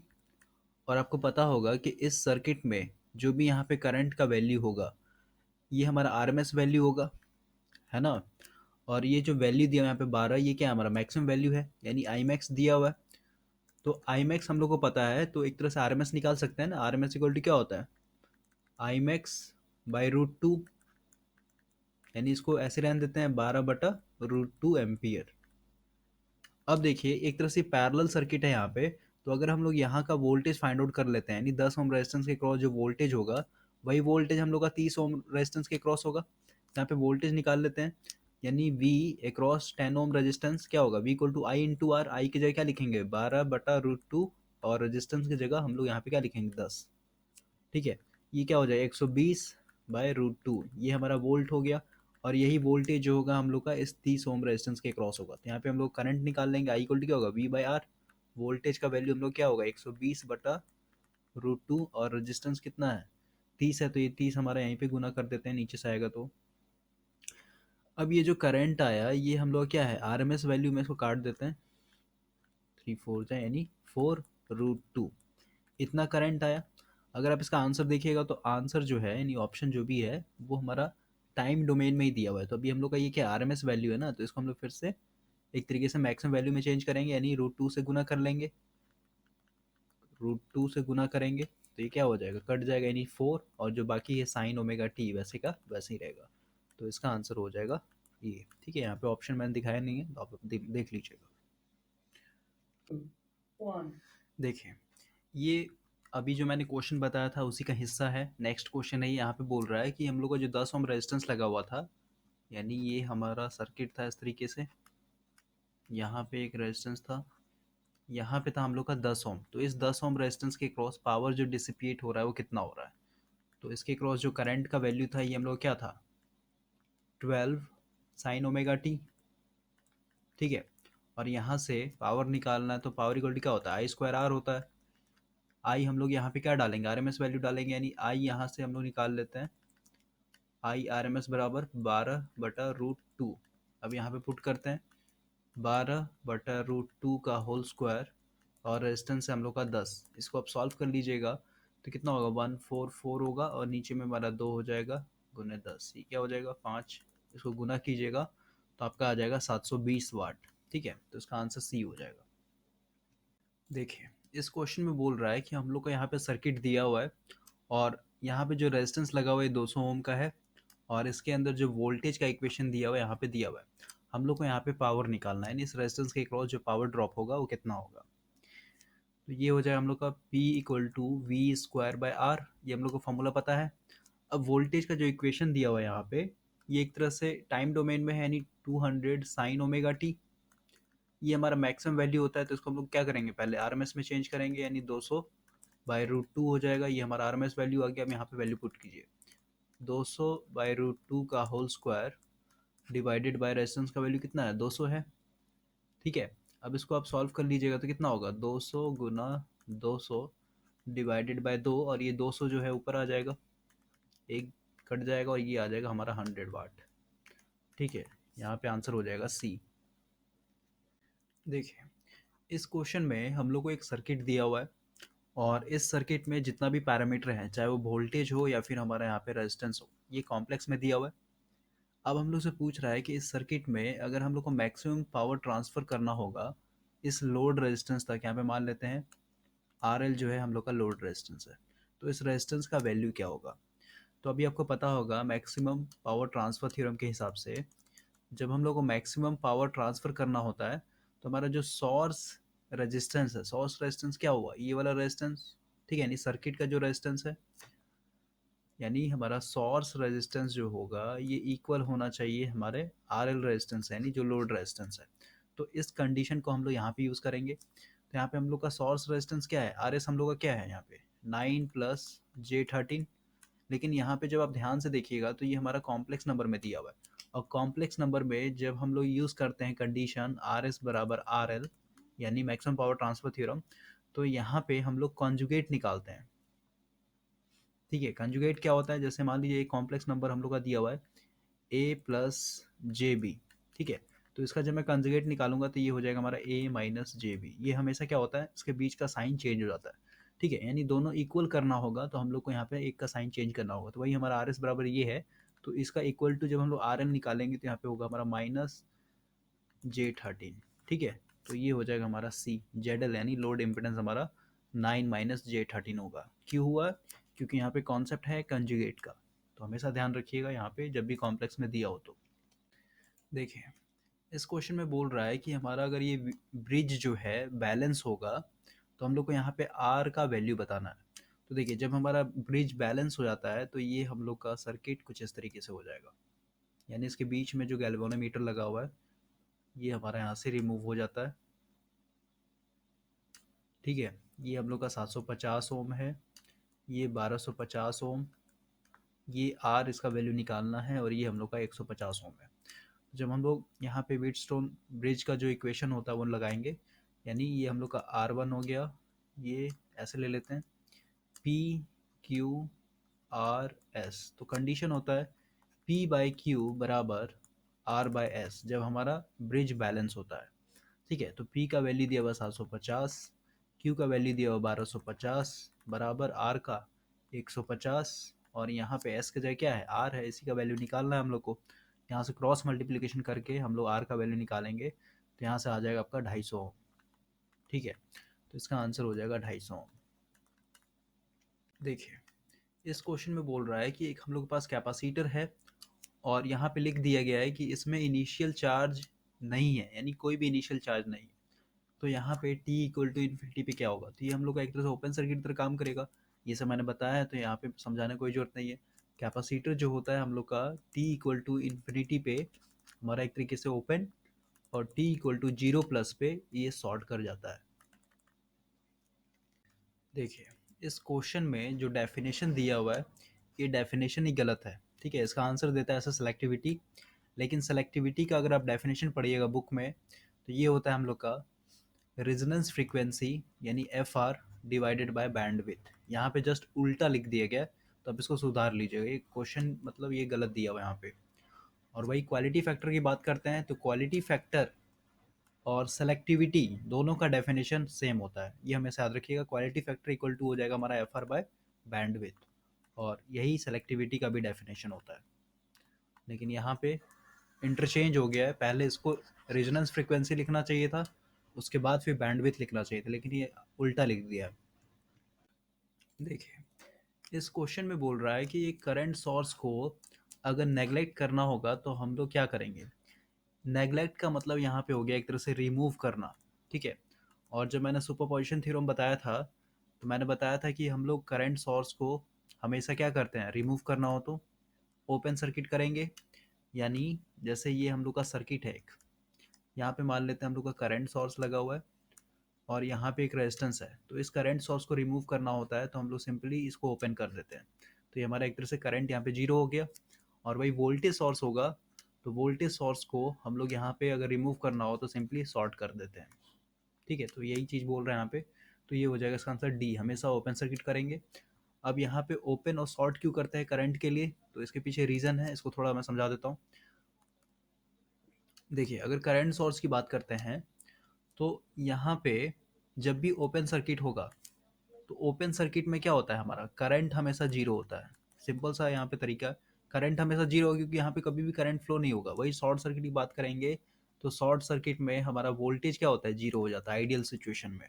Voltage zero लेकिन करंट हमेशा मैक्सिमम होगा। यहाँ पे करंट जीरो लेकिन वोल्टेज हमेशा, जो सोर्स वोल्टेज है वही वोल्टेज यहाँ पे होगा। तो ये सिंपल सा है, और भी मैंने एग्जांपल बताया था, जब आप सुपरपोजिशन थ्योरम पढ़िएगा फिर बेसिक वीडियो देखिएगा तो वहाँ पे मैंने बताया सब। देखिए, इस क्वेश्चन को समझते हैं। इस क्वेश्चन में बोल रहा है कि which of the following statement is incorrect, यानी हम लोग को गलत ढूंढना है। तो देखिए, पहला जो है ये सही स्टेटमेंट है। रेजिस्टेंस जो है हमारा पैसिव एलिमेंट है। पैसिव एलिमेंट क्या होता है, पैसिव एलिमेंट उस एलिमेंट को कहते हैं जिसके पास अपना खुद का करंट नहीं होता है और ना ही खुद का वोल्टेज होता है। ठीक है, यानी ये किसी और से करंट और वोल्टेज लेता है। तो रेजिस्टेंस हमारा एक पैसिव एलिमेंट है, बिल्कुल सही है। दूसरा है voltage source is active element, ये भी सही है। अभी मैंने बताया एक्टिव एलिमेंट उस एलिमेंट को कहते हैं जिसके पास अपना खुद का वोल्टेज हो या फिर करंट हो। तो वोल्टेज सोर्स अपने पास क्या रखता है, वोल्टेज रखता है। अगला है conductance is a passive element, ये भी सही है। कंडक्टेंस क्या, एक तरह से हमारा इसमें करंट फ्लो होता है ना, इसका अपना थोड़ा ना करंट या फिर वोल्टेज होता है। दूसरा है current source is a passive element, तो ये हम लोग का गलत है। करंट सोर्स एक तरह से एक्टिव एलिमेंट है, और एक्टिव एलिमेंट के पास अपना क्या होगा, खुद का अपना एनर्जी होता है, जैसे करंट सोर्स के पास अपना करंट होता है। तो ये हम लोग का डी जो है ये गलत स्टेटमेंट है, और यही हम लोग को ढूंढना था, ये आंसर हो जाएगा। देखिए, नेक्स्ट क्वेश्चन बोल रहा है कि एक हमारा कैपेसिटर है और इसमें हमारा इनिशियल चार्ज यानी पहले से चार्ज है। ठीक है, इसके अंदर पहले से ही चार्ज है, और चार्ज कितना यहाँ पे वैल्यू दे दिया क्यू नॉट। तब बोलता है T equal to zero plus, तो यहाँ पे क्या होगा, तो एक तरह से वोल्टेज सोर्स की तरह काम करेगा। देखिए, ये हम लोग का एक कैपेसिटर है, और ये कैपेसिटर अभी चार्ज है। चार्ज है तो यहाँ पे कुछ ना कुछ प्लेट पे एक तरह से पोटेंशियल बन रहा होगा, प्लस माइनस बन रहा होगा। अब यहाँ पे t equal to zero plus लिखा है। t equal to zero plus का मतलब होता है कि हम लोग सर्किट को क्या कर रहे हैं, कंप्लीट कर रहे हैं, यानी क्लोज कर रहे हैं। जैसे अगर यहाँ पे मैं बताऊँ इस तरीके से, तो अगर इस कैपेसिटर में अगर मैं यहाँ पे जैसी वोल्टेज लगा दूंगा, यानी जिस टाइम में वोल्टेज सोर्स यहाँ पे मैं लगा रहा हूँ, यानी बैटरी इस सर्किट में जोड़ रहा हूँ, उसे हम लोग कहते हैं जीरो प्लस। ठीक है, यानी हम लोग को बैटरी जस्ट अभी लगा रहे हैं यहाँ पे। वही चीज़ यहाँ पे जीरो प्लस का मतलब हमारा ये जो कैपेसिटर है एक तरह से शॉर्ट सर्किट या फिर कंप्लीट सर्किट कवर कर रहा है। तो ये क्या करेगा, तो वोल्टेज शॉर्ट, क्योंकि इसके अंदर वोल्टेज स्टोर है ना, एक तरह से अपना एनर्जी जो वोल्टेज के रूप में डिसिपेट करता है। देखिए, इस क्वेश्चन में बोल रहा है कि हम लोग के पास एक सर्किट दिया हुआ है, और इस सर्किट में यहाँ पे सीरीज में एमीटर लगा हुआ है। अब बताना है कि इस एमीटर में करंट का वैल्यू कितना होगा। तो देखिए, आई इक्वल टू क्या होता है हमारा, वी बाय आर होता है, लेकिन यहाँ पे इंडक्टेंस है, तो यहाँ पे क्या हो जाएगा हमारा V बाय एक्स सी। तो सबसे पहले यानी एक्सएल होगा ना, यहाँ पे सबसे पहले एक्सएल निकालना होगा हम लोग को। एक्सएल इक्वल टू क्या होता है 2 पाई FL। तो फ्रीक्वेंसी यहाँ पे दिया हुआ नहीं है, तो फ्रीक्वेंसी जहाँ नहीं दिया हो तो अपना स्टैंडर्ड फ्रीक्वेंसी लेके चलना है 50 हर्ट्स। यहाँ पे आप पुट कर लीजिए 2 पाई 50 इंटू एल का वैल्यू दिया हुआ है 0.02 हेनरी। ये कट होगा दो, ये हो जाएगा दो, दो से दो कैंसिल, यानी यहाँ पे आ गया 2 पाई। ठीक है, अब यहाँ पे पुट कीजिए, वोल्टेज हम लोग का 230 है और यहाँ पे 2 पाई। ठीक है, एक्स सी बराबर एम ई एक्सएल बराबर यही है ना, इसको सॉल्व कर लीजिएगा तो ये आ जाएगा 36.6 एम्पियर। इसका आंसर डी हो जाएगा। देखिए इस क्वेश्चन को समझते हैं। क्वेश्चन बोल रहा है कि चाहे हम लोग का सीरीज सर्किट हो या फिर हम लोग का एक पैरेलल सर्किट हो, अगर हम लोग यहाँ पे रेजिस्टेंस को बढ़ाएंगे तो हम लोग का बैंडविड्थ पे क्या असर पड़ेगा, ये हम लोग को बताना है। देखिए इधर मान लेते हैं हम लोग का सीरीज सर्किट है और इधर हम लोग का पैरेलल सर्किट है। अब आपको पता होगा कि अभी मैंने बताया था कि क्वालिटी फैक्टर जो होता है हम लोग का, ये होता है resonance frequency divided by bandwidth. तो हम लोग को बैंडविड्थ के बारे में रिलेशन निकालना है ना, तो बैंडविड्थ इक्वल टू क्या हो जाएगा हम लोग का यहाँ से resonance frequency bye quality factor. अब क्वालिटी फैक्टर जो होता है सीरीज का यानी सीरीज सर्किट का, तो रेजोनेंस फ्रीक्वेंसी मैं यहाँ पे लिखता हूँ पहले 1/2 पाई रूट अंडर L/C, है ना। ये हम लोग का रेजोनेंस फ्रीक्वेंसी हो गया सीरीज सर्किट का, और यहाँ पे क्वालिटी फैक्टर लिखता हूँ 1/R√अंडर L/C। तो अगर आप इस टर्म को देखिएगा यानी रेजोनेंस फ्रीक्वेंसी को देखिएगा, तो यहाँ पे कहीं पे भी आर तो है नहीं, यानी रेजोनेंस फ्रीक्वेंसी पे हमारा कोई असर नहीं पड़ेगा, रेजिस्टेंस बढ़ाएं या फिर घटाएं। तो बैंडविड्थ जो होगा हमारा डायरेक्टली प्रोपोर्शनल हो जाएगा किसके ऊपर, क्वालिटी फैक्टर के ऊपर। और यहाँ पे देखिए ये हमारा क्वालिटी फैक्टर के बराबर है ना, यही तो है क्वालिटी फैक्टर का फॉर्मूला। इधर देखिए क्वालिटी फैक्टर बराबर 1/R√अंडर L/C। रेजिस्टेंस को हम लोग बढ़ा रहे हैं, रेजिस्टेंस बढ़ाएंगे तो क्वालिटी फैक्टर घटेगा, यानी क्वालिटी फैक्टर हमारे यहाँ पे घट जाएगा। ऊपर वाला तो रेजोनेंस फ्रीक्वेंसी कांस्टेंट है ना, तो उससे हम लोग क्या मतलब है, जब क्वालिटी फैक्टर हमारा घट गया तो बैंडविड्थ हमारा क्या होगा, इंक्रीज हो जाएगा। यानी सीरीज में अगर हम लोग रेजिस्टेंस को बढ़ाएंगे तो हमारा बैंडविड्थ बढ़ेगा।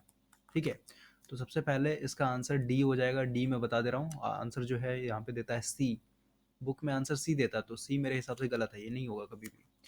वही अब पैरेलल की बात करते हैं, पैरेलल सर्किट में, तो पैरेलल सर्किट में हम लोग फिर से बैंडविड्थ बराबर क्या होगा हमारा resonance frequency in F R by quality factor. और पैरेलल सर्किट का जो क्वालिटी फैक्टर होता है ये होता है हमारा R√अंडर C/L। और एक चीज़, कभी कभी या फिर किसी किसी बुक में या फिर ज़्यादातर क्वालिटी फैक्टर जो होता है हम लोग का ये सीरीज वाला ही देता है। ठीक है, आर के राजपूत में भी यही दिया है, जेबी गुप्ता में भी यही दिया हुआ है, और वी के मेहता में भी अगर आप देखिएगा एसी सीरीज सर्किट के बारे में या फिर पैरेलल में, तो वहाँ पे क्वालिटी फैक्टर का एक क्वेश्चन पूछा है, वहाँ पे क्वालिटी फैक्टर का भी आंसर यही देता है। ठीक है, तो यहाँ पे मैं विकीपीडिया को फॉलो कर रहा हूँ क्योंकि विकीपीडिया में ये फॉलो किया है। ठीक है, वहाँ पे ये फॉर्मूला दिया हुआ है, तो इस पर हम लोग निकालते हैं यहाँ पे साइड में, क्योंकि अगर हम लोग ये फॉर्मूला लगाएंगे, ये वाला फॉर्मूला, तो हम लोग का एक तरह से ये सेम हो जाएगा ना सीरीज और पैरेलल में, फिर कोई अंतर ही नहीं रहेगा। यहाँ पे देखिए बैंडविड्थ बराबर एफ आर रेजोनेंस फ्रीक्वेंसी है, तो पैरेलल का रेजोनेंस फ्रीक्वेंसी क्या होता है, यहाँ पे आगे में 1/2 pi root under 1/LC minus R² by L²। ठीक है, और नीचे में हमारा क्या होगा R√अंडर L/C।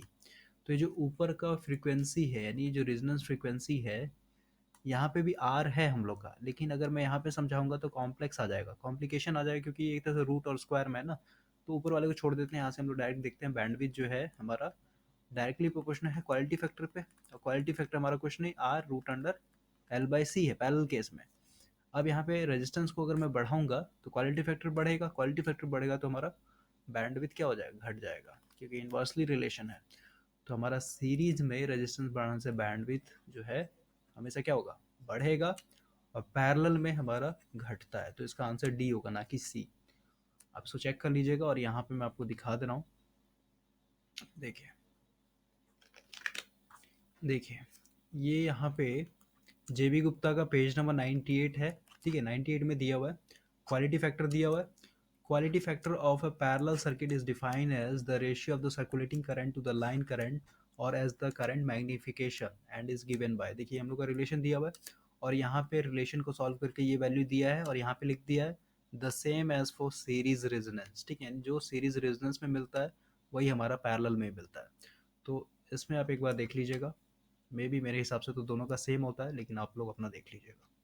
देखिए, इस क्वेश्चन में हम लोग का एक वर्ड आया है रिफ्लेक्शन कॉफिशिएंट। ये क्या होता है इसको समझते हैं। देखिए, रिफ्लेक्शन का मतलब होता है फिजिक्स में, जैसे ये हम लोग के पास एक वेव है, ठीक है, और ये वेव कहाँ से आ रहा है। मान लेते हैं हम लोग के पास एक टॉर्च है, और इस टॉर्च से हम लोग लाइट वेव जो है रिलीज कर रहे हैं। अब ये लाइट वेव अगर किसी भी चीज़ पे टकराएगा, जैसे मान लेते हैं ये दीवार है या फिर एक मिरर है, ठीक है, मिरर बेस्ट एग्जांपल होगा। अगर ये लाइट वेव मिरर से टकराता है तो क्या होता है, हमारा कुछ रोशनी जो होता है रिफ्लेक्ट कर जाता है, यानी पीछे हट जाता है। ठीक इसी तरीके से हमारा ट्रांसमिशन लाइन में, जैसे ये हम लोग का एक जनरेटर है। अभी जनरेटर है तो कुछ ना कुछ यहाँ पे वोल्टेज जनरेट कर रहा होगा, मान लेते हैं 200 वोल्ट जनरेट कर रहा है, ठीक है। अब यहाँ से क्या करते हैं हम लोग, ट्रांसमिशन लाइन की मदद से, यानी वायर यूज़ करके हम लोग कहाँ भेजते हैं, इस पावर को लोड तक भेजते हैं। यहाँ पे मान लेते हैं हम लोग का लोड है, ये मान लेते हैं हमारा आर है, यानी लोड रेजिस्टेंस। तो यहाँ पे भी जो पावर होता है, यानी यहाँ से जो भी पावर गया, जैसे ये ट्रांसमिशन लाइन है, इस ट्रांसमिशन लाइन में क्या हो रहा है, करंट फ्लो हो रहा है, करंट फ्लो हो रहा है, एक तरह से ये क्या कर रहा है, मैग्नेटिक फील्ड बना रहे हैं, एक तरह से वेव है ना ये, ठीक है। तो हमारे यहाँ से जो भी पावर जाता है, ये पूरा पूरा पावर इस लोड तक नहीं पहुँचता है। कहने का मतलब, जिस तरीके से लाइट वेव जो है ये रिफ्लेक्ट करता है, किसी भी चीज़ से टकराता है, तो ठीक इसी तरीके से हमारा पावर भी जो होता है कुछ ना कुछ टकराता है, यानी जो भी हमारा इलेक्ट्रोमैग्नेटिक वेव यहाँ से पास हो रहा है वो पूरा पूरा यहाँ पे नहीं पहुँचता है, किसी न किसी से टकराता है। तो वही यहाँ पे रिफ्लेक्शन कॉफिशिएंट पूछा गया है, ठीक है। तो स्टैंडिंग वेव कहने का मतलब एक तरह से ओपन सर्किट। स्टैंडिंग वेव मतलब ये सिंपल ट्रांसमिशन लाइन है, ए है जहाँ पे हम लोग का यहाँ पे अल्टरनेटर रखा हुआ है, और यहाँ पे हमारा बी है, यानी हमारे यहाँ पे लोड स्टेशन है, यानी जहाँ पे हम लोग लोड लगाएंगे। तो इसका पूछा है तो इसका हमेशा वन होगा। दूसरा होता है हम लोग का सर्ज इम्पिडेंस बराबर जब हमारा लोड इम्पिडेंस हो जाता है, तो इस सिचुएशन में जो हमारा रिफ्लेक्शन कॉफिशिएंट होता है ये हमेशा जीरो होता है। कहने का मतलब, जो पावर हम लोग यहाँ से भेज रहे हैं वही पावर हम लोग को यहाँ पे मिलेगा, यानी इसमें हमारा जो वेव जो होता है जीरो रिफ्लेक्ट होता है, थोड़ा सा भी रिफ्लेक्ट नहीं होगा, यानी यहाँ पे हम लोग का 100% इफिशियंसी होगा। और वही ओपन सर्किट का पूछेगा या फिर स्टैंडिंग वेव का पूछेगा, तो ये हमेशा रिफ्लेक्शन कॉफिशिएंट वन होता है, ये याद रखना आपको। देखिए, क्वेश्चन बोल रहा है कि हम लोग के पास सीरीज रेजोनेंट सर्किट है, और 150 हर्ट्ज के फ्रीक्वेंसी पे ये कैपेसिटिव की तरह बिहेव करता है। तो हम लोग को बताना है कि ये सर्किट इंडक्टिव की तरह कब बिहेव करेगा। तो अभी मैंने बताया था कि हम लोग यहाँ पे कर्व ड्रॉ करेंगे, रेजोनेंस कर्व करंट और फ्रीक्वेंसी के बीच में, तो ये कुछ इस तरीके से जाता है। यहाँ पे हमारा रेजोनेंस है, यानी एफ आर है, इधर हमारा क्या होगा, हमेशा लीड करता है। तो लीड यानी इधर हमारा 150 हर्ट्ज दिया हुआ है। तो इंडक्टिव कब करेगा, जब 150 से ऊपर जाएंगे, यानी इधर जाएंगे तभी ना, इधर तो हमारा कम होगा, तो इस बेसिस पे इसका ए हो जाएगा। ये सब मैंने समझाया है, आपको इसमें डाउट नहीं होना चाहिए। देखिए, इस क्वेश्चन में भी मेरे हिसाब से गलत है ये क्वेश्चन, ठीक है। इसमें जो ऑप्शन दिया हुआ है ऑप्शन ही गलत है। क्वेश्चन बोल रहा है कि F1 और F2 जो है हम लोग का हाफ पावर फ्रीक्वेंसी है। और हाफ पावर फ्रीक्वेंसी क्या होता है मैंने बताया अभी जस्ट, ये हम लोग का इस तरीके से आई हो गया, ये हमारा फ्रीक्वेंसी हो गया। और यहाँ पे जब हम लोग ड्रॉ करेंगे कर्व, तो ये क्या हुआ, हमारा रेजोनेंट फ्रीक्वेंसी, यानी एफ नॉट एफ आर, और यहाँ पे F1 और यहाँ पे F2। तो ये हम लोग का दिया हुआ है, ठीक है, हाफ पावर, क्योंकि इसी फ्रीक्वेंसी पे हम लोग का हाफ पावर मिलता है ना। तो यहाँ पे बैंडविथ क्या हो जाएगा, बैंडविथ इक्वल टू क्या हो जाएगा, F2 माइनस F1 होगा। तो क्वेश्चन में वही बोल रहा है कि हम लोग के पास F1 F2 जो हाफ पावर फ्रीक्वेंसी है, और एफ नॉट जो हमारा रेजोनेंस फ्रीक्वेंसी है। अब हम लोग को सेलेक्टिविटी पूछा रहा है जैसे सीरीज सर्किट का। तो सेलेक्टिविटी मैंने बताया था कि ये होता है हम लोग का हमेशा रेजोनेंस फ्रीक्वेंसी बाय बैंडविथ, ठीक है। तो रेजोनेंस फ्रीक्वेंसी यहाँ पे क्या एफ नॉट है, बैंडविथ क्या हम लोग का F2 माइनस F1 है, ठीक है। तो ये हम लोग का आंसर होना चाहिए, लेकिन इसका आंसर देता है बी, यहाँ पे जस्ट उल्टा कर दिया गया है। तो उल्टा कभी नहीं होता है, इस पूरे बुक में सेलेक्टिविटी का डेफिनेशन ही गलत दिया हुआ है, ठीक है। तो इस तरीके से ये गलत है, इसका जस्ट उल्टा होना चाहिए, F not divided by F2 minus F1, ये हम लोग का सही आंसर होगा। देखिए, इस टॉपिक से कुछ और भी क्वेश्चन पूछे गए हैं जो कि फिल्टर से है, ठीक है। तो यहाँ पे मैं थोड़ा सा फिल्टर का आपको नॉलेज दे देता हूँ।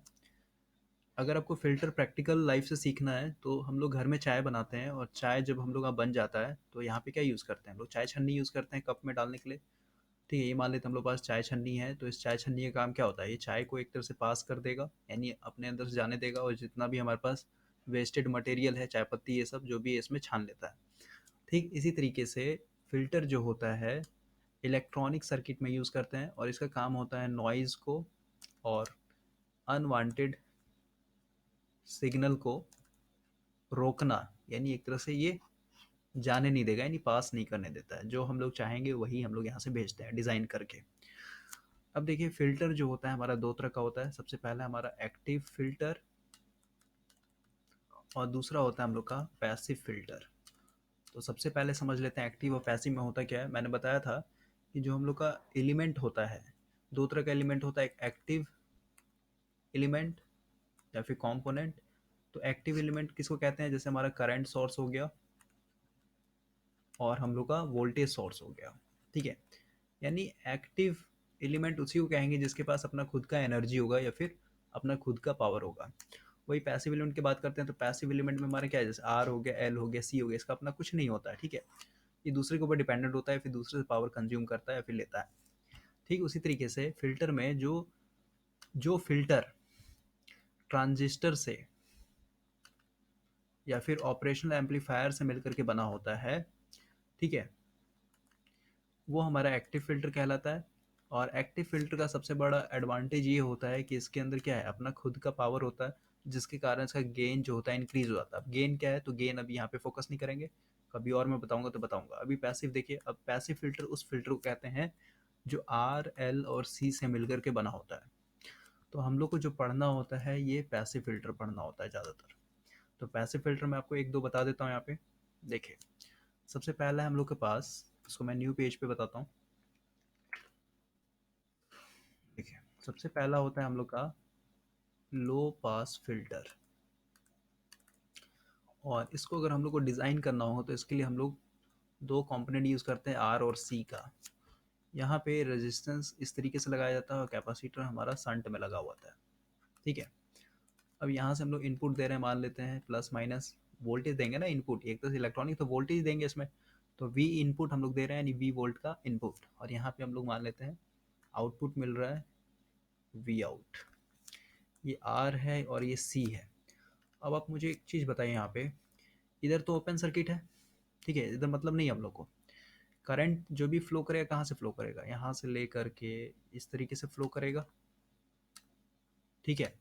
यानी कहने का मतलब अगर मैं यहाँ से दो टर्मिनल जोड़ देता हूँ तो ये संट हो गया कैपेसिटर, यानी जो वोल्टेज इस कैपेसिटर के क्रॉस होगा यानी वी सी, वही वोल्टेज हमारा वी आउट होगा, जिस तरीके से यहाँ पे सर्किट में दिखाया गया। और वी सी को मैं क्या लिख सकता हूँ, वी इक्वल टू क्या होता है हमारा, आई इंटू आर होता है। तो ये हमारा कैपेसिटेंस है, तो आई इंटू एक्स ही हो जाएगा। समझ रहे हैं। अब देखिए इसमें होगा क्या, एक्स सी इक्वल टू आपको पता है 1/2 पाई एफ सी। एक्स सी जो है हमारा इनवर्सली प्रोपोर्शनल 1/f पे। अगर मैं यहाँ पे लो फ्रीक्वेंसी रखूँ, फ्रीक्वेंसी लो, एक्सी हमारा लार्ज, एक्सी हमारा बड़ा हो गया, इसका मतलब हमारा आउटपुट यानी वी आउटपुट जो होगा बढ़ जाएगा, ठीक है। इसका मतलब क्या हुआ कि हम लोग यहाँ पे जितना लो फ्रीक्वेंसी रखेंगे उतना ज़्यादा हमारा एक्सी होगा, उतना ही ज़्यादा हमारा वी आउट होगा, ठीक है। और वी सी इक्वल टू हमारा क्या है, वी आउट ही है ना। दोनों पैरेलल में वोल्टेज सेम होता है, जो वोल्टेज यहाँ पे होगा वही वोल्टेज हम लोग को यहाँ पे मिलेगा, ठीक है।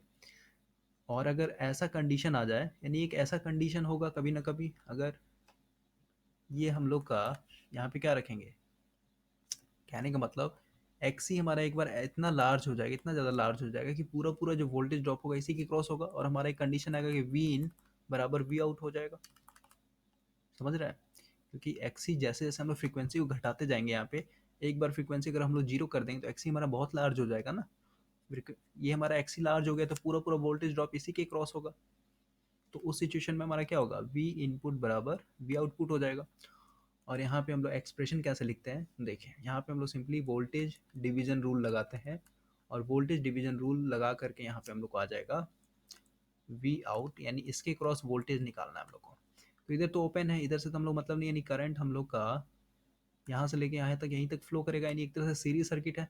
सीरीज सर्किट में वोल्टेज डिवीजन रूल लगाएंगे तो वी आउट यानी इसके क्रॉस हम लोग क्या करना है, वोल्टेज निकाल रहे हैं, ठीक है। यानी वी सी बराबर वी आउट बराबर क्या होगा, जिसके क्रॉस निकालना होता है उसका रेजिस्टेंस, यानी इसके क्रॉस एक्सी है, एक्सी लिखेंगे, into total voltage, total voltage कितना वी इन है, तो वी इन लिखेंगे, divided by sum of resistance होता है तो आर प्लस एक्सी होगा।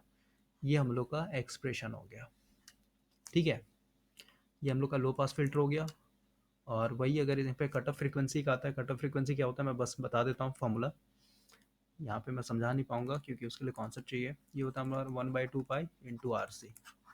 ठीक है। अब देखिए ठीक इसी तरीके से अगर हम लोग हाई पास फिल्टर बनाना होगा तो कैसे बनेगा। देखिए हाई पास फिल्टर, और इससे पहले वाले में हम लोग क्या कर रहे थे, फ्रीक्वेंसी को लो कर रहे थे। फ्रीक्वेंसी लो था तभी तो हमारा एक्सी हाई हो रहा था ना। ठीक है, इसलिए हमारा लो पास फिल्टर क्या करता है, लो फ्रीक्वेंसी वाले सिग्नल को जाने देगा और हाई फ्रीक्वेंसी को नहीं जाने देगा, क्योंकि एक्सी बराबर हमारा क्या है, एफ पे डिपेंड करता है। ये लो है तो एक्सी हमारा लार्ज है, एक्सी हमारा लार्ज है तो हमारा आउटपुट क्या मिल रहा था, वी आउटपुट हमारा ज़्यादा मिल रहा था ना, यानी वी इनके बराबर मिल रहा था। इसका मतलब क्या हो, लो फ्रीक्वेंसी को ही आराम से पास करेगा।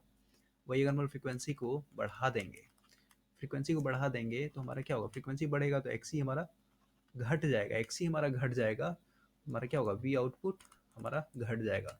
वी आउटपुट क्यों घटेगा, क्योंकि वोल्टेज अक्रॉस वी सी हमारा क्या है, आई इंटू एक्सी है ना। एक्सी हमारा घट जाएगा तो आउटपुट वोल्टेज हमारा घट गया। आउटपुट वोल्टेज मतलब घट गया, इसका मतलब क्या हो रहा है, एक तरह ब्लॉक कर रहा है ना, वोल्टेज को पास नहीं होने दे रहा है वो। समझ रहे हैं। अब यही है, दूसरा है हम लोग हाई पास फिल्टर। तो इसमें क्या करते हैं, इसमें जस्ट कंपोनेंट को इंटरचेंज कर देते हैं। यहाँ पे हम लोग कैपेसिटर हो जाएगा और यहाँ पे हम लोग का रजिस्टर हो जाएगा। ठीक है, ये सी हो गया, ये आर हो गया, यहाँ पे हम लोग वी आउट और यहाँ पे हम लोग वी इन देंगे, प्लस माइनस, यहाँ पे प्लस माइनस। अब यहाँ पे देखिए तो जो वोल्टेज रेजिस्टेंस के क्रॉस होगा वही हमारा वी आउटपुट होगा, यानी वी आर, यानी रेजिस्टेंस के क्रॉस जो वोल्टेज वही हमारा वी आउटपुट। यहाँ पे लगा लीजिए, क्या लगाएंगे यहाँ पे, फिर से वोल्टेज डिवीजन रूल, क्योंकि यहाँ पे सीरीज सर्किट है, करंट हमारा इतना ही दूर में फ्लो करेगा। क्या होगा, ये जिसके क्रॉस निकालना होता है उसका वैल्यू, यानी आर गुना टोटल वोल्टेज यानी V in divided by X C plus R होगा। अब देखिए यहाँ पे क्या होगा, V equal to I into R. ठीक है, वोल्टेज अक्रॉस रेजिस्टेंस क्या होगा, V equal to I into R. I हमारा कॉमन होगा यानी कांस्टेंट होगा, क्योंकि एक तो सीरीज सर्किट है। अब ये रेजिस्टेंस का वैल्यू किस पे डिपेंड करेगा, देखिए इसको ऐसे समझते हैं। यहाँ पे एक्स सी जो है 1/f पे डिपेंड कर रहा है। अगर मैं यहाँ पे फ्रीक्वेंसी हाई करूँ, फ्रीक्वेंसी हाई होगा, एक्स सी हमारा घट जाएगा।